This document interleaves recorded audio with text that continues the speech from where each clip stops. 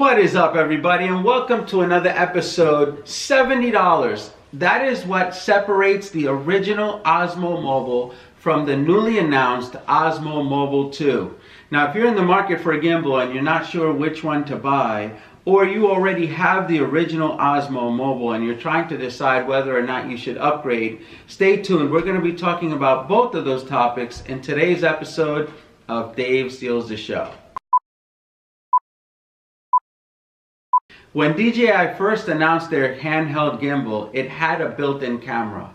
I guess they decided, hey, why are we going to put a camera on it when the cell phone camera market is making such great strides? So we'll let them make the cameras and we'll perfect the handheld gimbal.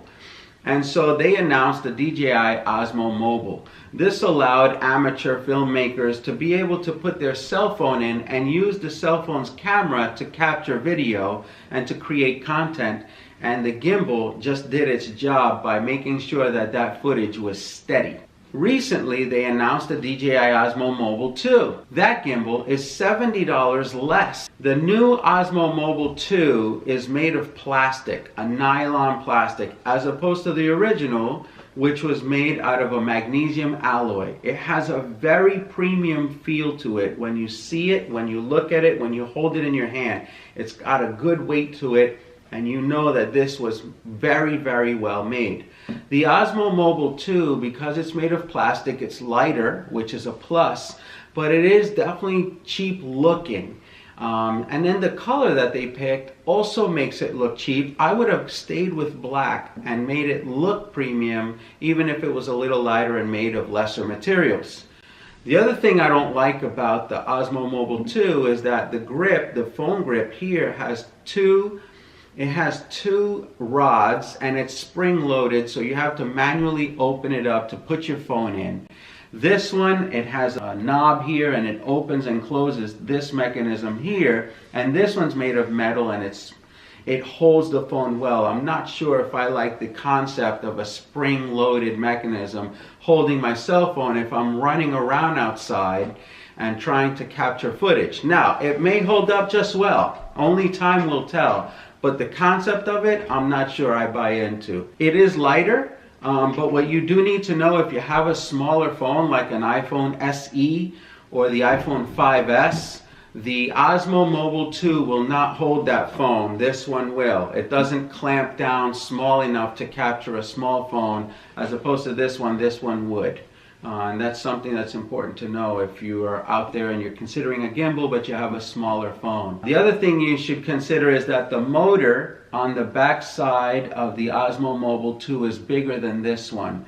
And so if you have a moment lens and you're capturing footage with a moment lens and it's a wide angle, you're gonna get the motor in the picture. I don't know if that is important to you guys, but I thought I'd share that little piece of information with you guys because maybe you need to know it. Another major difference between the Osmo Mobile 2 and the original is that this one has a replaceable battery, and this battery will last up to 4 hours. What they did with the new Mobile 2 is they have a built-in battery, and that one has up to a 15-hour battery life. I'm going to turn this back on so it balances up. That's so cool. If you have 2 or 3 batteries, you could literally swap them out and keep filming without having to pause to charge an entire battery up. The Osmo Mobile 2, once that battery dies, you're done filming until you charge it up again. So that's something to take into consideration. The other thing that's gone is the trigger on the back of the Osmo Mobile here. It's not on the Osmo Mobile 2. They put everything on the controls in the front. I don't know how I feel about that. I like the trigger on the back here. Maybe you get used to it and it's no big deal. But I like that if you triple click on this, it switches from front to back. And I like that if you double click on it in whatever position it is, it'll recenter itself so that you can keep going. The front here is similar on the Osmo Mobile 2, the control center I call it. It has the joystick and it has your record button, it has everything that you need on the front. So they're gonna be very similar there. I think I gave you all the main differences. The last one that I can talk about is that on the bottom of the Osmo Mobile 2 is the thread to connect it to the tripod On the original Osmo Mobile, there's a little door here, and when you unscrew that cap, the thread is here. So for me, I have a ball head tripod. I take it, I put it sideways, I attach this, and I'm good to go. Why do you want it on a tripod? If you don't have a gimbal, man, here's a little clip as to why you want it on a tripod. You literally don't need someone helping you film when you have one of these. Here's a clip I took today. DJI Osmo gimbal. The thing is awesome.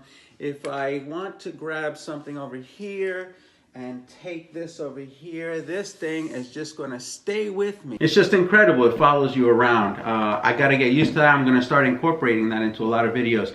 The one thing I wish it didn't do is it moves so much for every little movement that I do, and so I wanted to kind of, once I'm in center, I wish it would just stay. But if I raise my arm, I mean, you can see the movement of the video as it's trying to follow me and stay with me. What happened?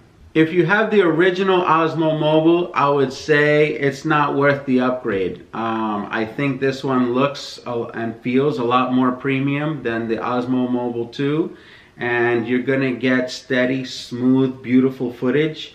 And if swapping out the battery when it's dead doesn't bother you, or you don't use more than 4 hours of film anyway, then I wouldn't upgrade. If you're in the market and you're trying to choose a gimbal and you don't know which one to go with, I'd highly recommend the Osmo Mobile 2. It is $70 cheaper and will still give you very smooth footage. If price is a consideration, there are two other options for you. The Zhiyun Smooth Q is $99 as a gimbal, and it's also going to give you very smooth footage for a price of $99.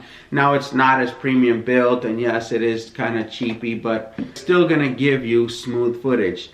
And if you don't want to spend $99, then I highly recommend just installing, if you have an iOS device, just installing Hyperlapse and using that to film your videos. And if you've never used Hyperlapse, I'm going to link the video up here so you can go check out the difference between just using your phone and using your phone with Hyperlapse to capture footage. It really is an incredible difference. So you should go check that out. But anyway, that's it. That's my opinion on the differences between the original Osmo Mobile and the Osmo Mobile 2. Hit me up in the comments below. Let me know which one you chose. And I will see you all in the very next episode.